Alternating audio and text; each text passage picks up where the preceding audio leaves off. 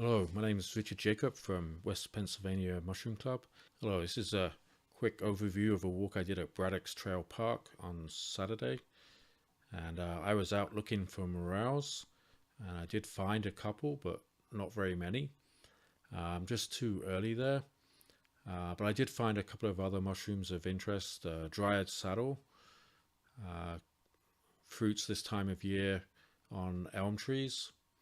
There was some nice spring polypores and mica caps. You can see the little mica type patterning on the cap there, and when they're mature the gills are quite dark. This is the spring polypores, and it was on a downed log. Quite a nice fruiting.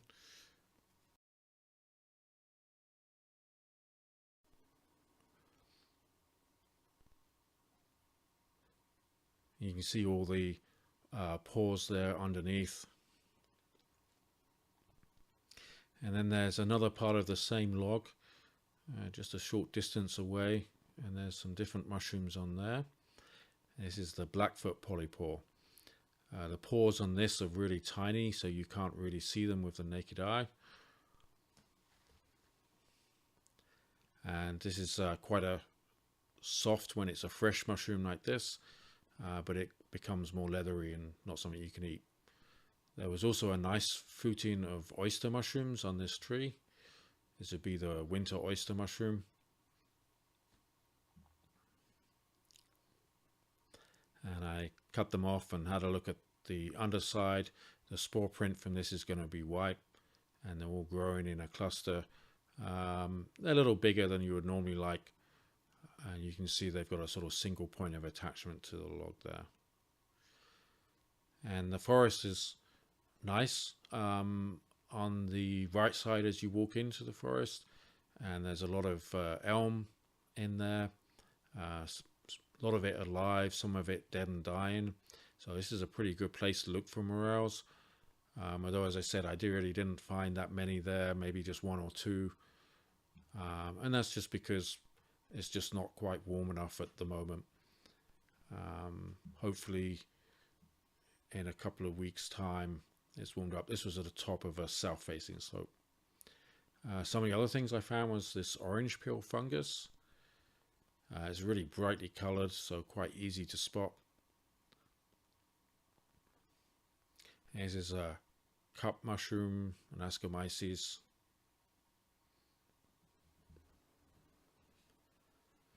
And my favorite is the eyelash cups, Scutellatia.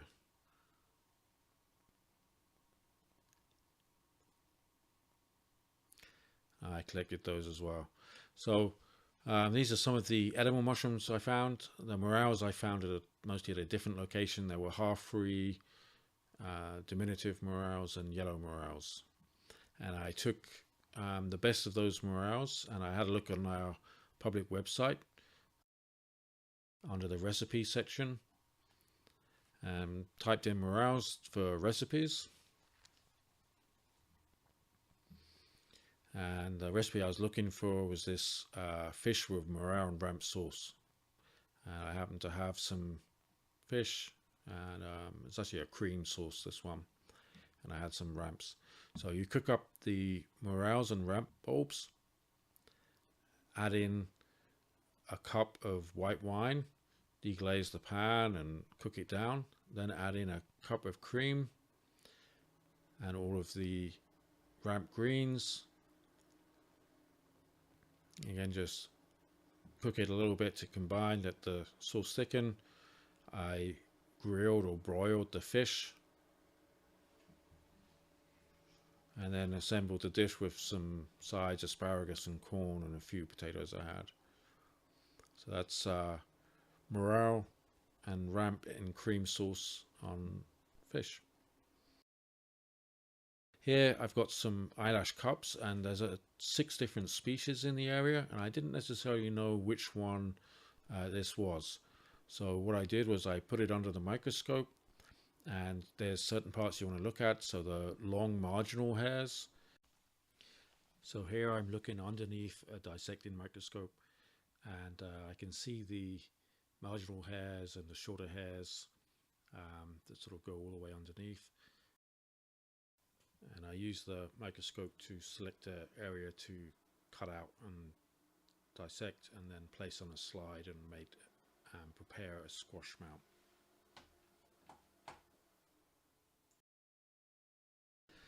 And this is one of the spores, and I'm going around looking at the spores, and as I change the focus, you can see some of the tiny wart patterns. This is in lactocotton phenol blue.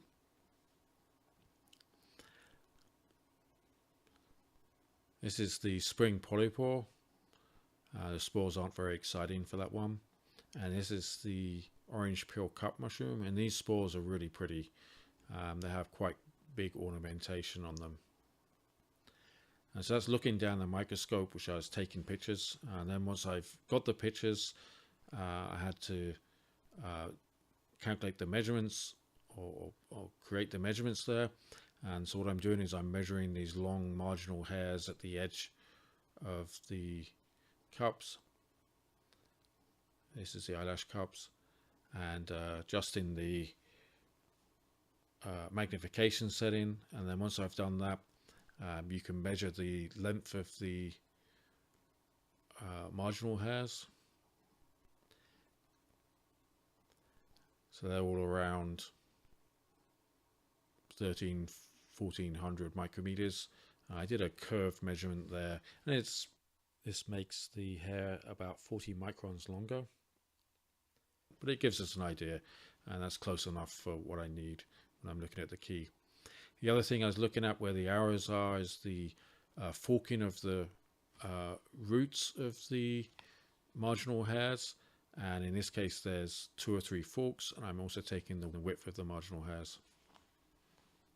And all of these measurements are going to go into a key to help me identify this particular species.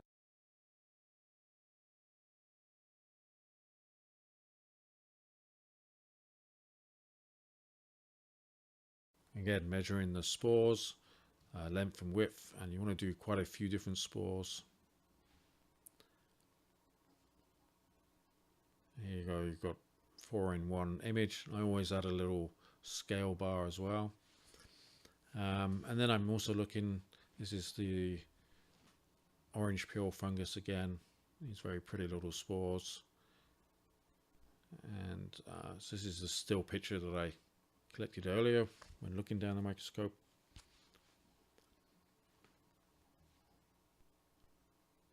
Adding a scale bar.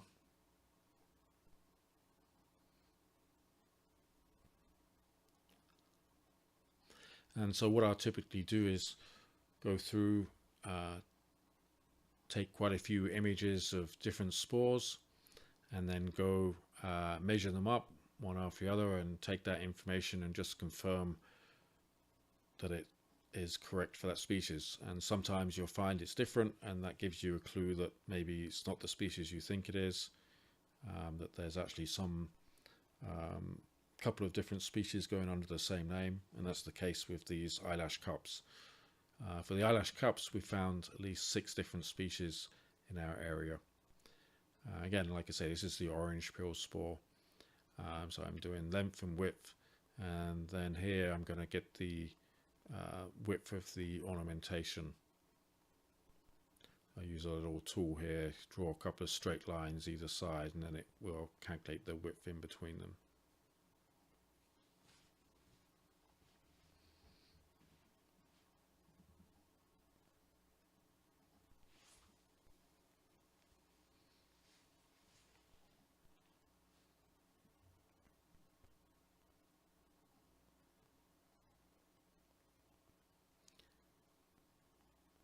There's the scale bar.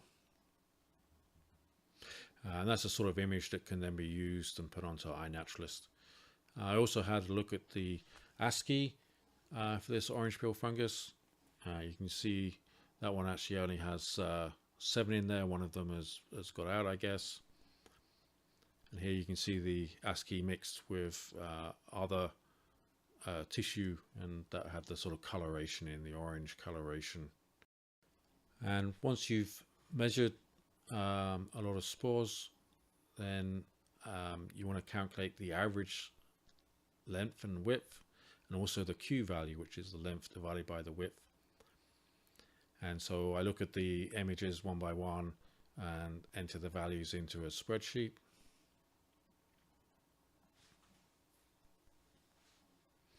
And once you have enough, then you should have a pretty good average values.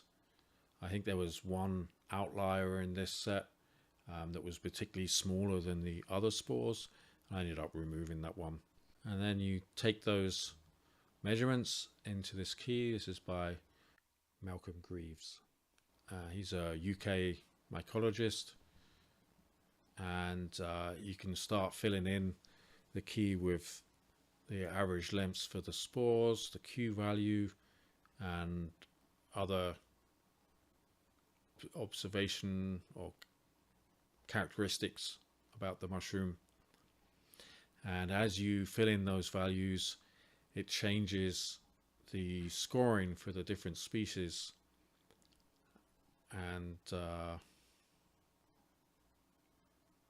after a while, the more observations or the more values you add, the clearer it becomes on what the actual species is. So here I'm going to take the length of the hairs and the width.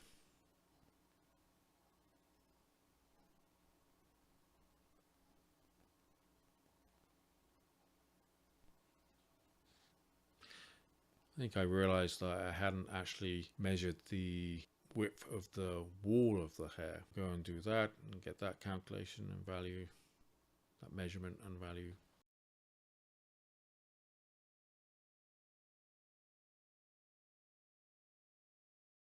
And then once I have all those values in, you can see one of the species has risen to the top.